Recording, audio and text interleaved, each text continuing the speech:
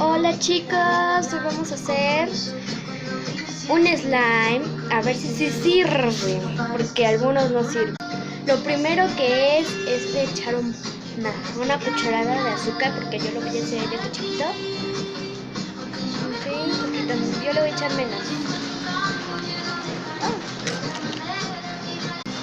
Ahora le vamos a echar un poquito de champú.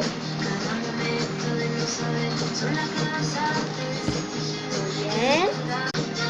Le echamos, bueno, lo revolvemos para que quede espesito, aunque no se ve muy bien,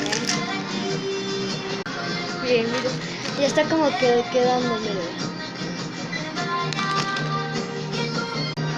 Le echaremos una cucharada de sal, más o